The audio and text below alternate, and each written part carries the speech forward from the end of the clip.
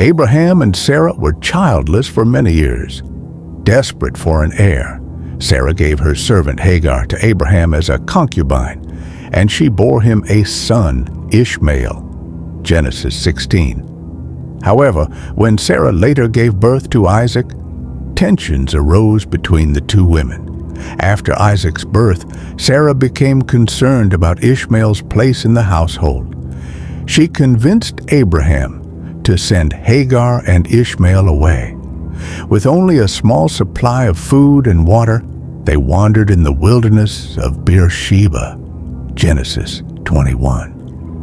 When their provisions ran out, the desert stretched endlessly before them, an ocean of golden sand shifting beneath the merciless sun.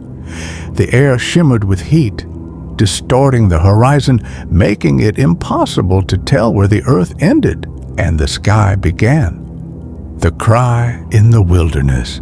Hagar walked with slow, weary steps, her lips cracked from thirst.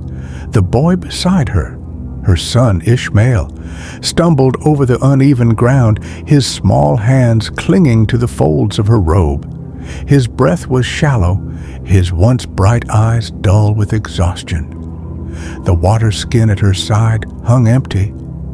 The last drop had passed Ishmael's lips hours ago, and now, as the scorching wind howled around them, she knew what was coming. She swallowed against the lump in her throat and tightened her grip on Ishmael's arm. She would not let him see her fear, not now. Days before, they had stood at the edge of Abraham's camp. The man who had once protected them, the father of her child, had placed a small bundle of bread and water in her hands. His eyes, filled with sorrow, refused to meet hers. "You must go," he had said, his voice barely above a whisper. Behind him, Sarah stood with her arms crossed, her expression unmoving. Ishmael, though still young, had understood.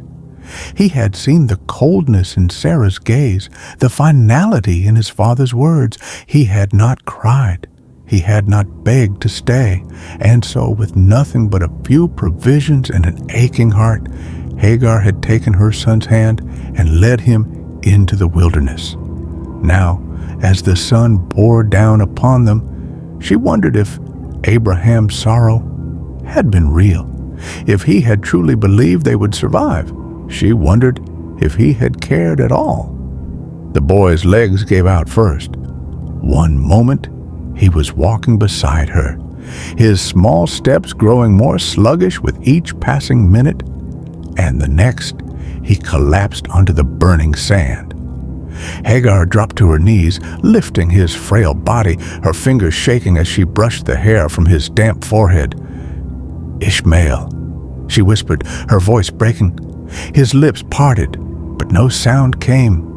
His body was limp, his breathing shallow. No, she could not lose him. But the reality of it crashed into her like a wave. She had nothing left to give him, no food, no water, no hope. A strangled sob escaped her lips as she looked around, desperate for something, anything. But all she saw was the endless wasteland stretching in every direction. She could not watch him die. Stumbling to her feet, she took a few shaky steps away, her body racked with silent sobs. She collapsed beneath the shade of a thorny bush, pressing her hands to her face. "Oh God," she cried, her voice breaking under the weight of her grief, "do not let my son perish. Do not turn your face from him." Silence. Only the wind answered her.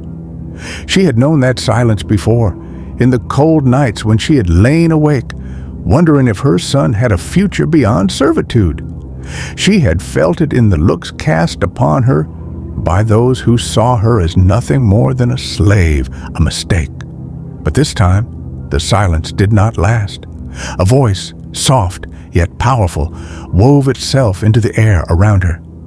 "Hagar, do not be afraid." Her breath caught. Her hands fell away from her tear-streaked face. The Lord has heard the boy's cry. Rise, lift him up, for he will be a great nation." Her heart pounded. Had the heat taken her mind? Had grief stolen her reason? But then she saw it.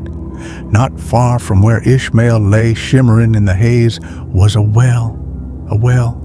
A sob of disbelief burst from her lips. With renewed strength, she ran to her son, lifting him into her arms. She rushed to the water, cupping it in her hands, pressing it to his lips. His body trembled as he drank, his eyes fluttering open, life returning to them. And in that moment, she knew they were not forsaken. God had heard them. The wilderness became their home. Ishmael grew strong, his body hardened by the desert's trials. He learned the ways of survival, his hands quick and sure as he fashioned weapons and hunted for food. His bow became an extension of his arm, his arrows swift and true. He became a warrior, a leader. Travelers spoke of him in hushed tones, calling him the son of the wilderness, the one whose lineage would spread across nations. His name carried weight, not as the son cast aside, but as the founder of a people. Yet, as he built his life, questions still lingered in his heart. One evening, as the fire crackled beneath a sky full of stars, he turned to his mother. "What is my purpose?" he asked. "Why did God spare me?"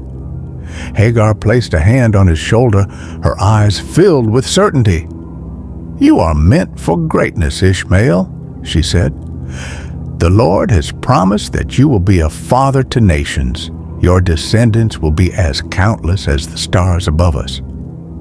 And so it was. Ishmael's people grew.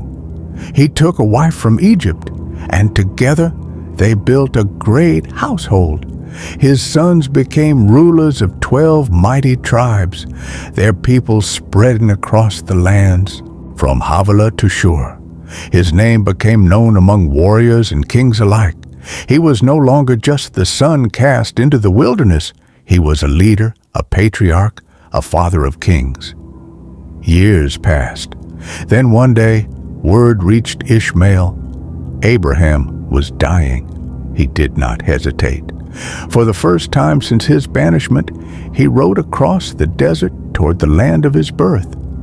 The years had hardened him, but his heart still longed for the father he had once known.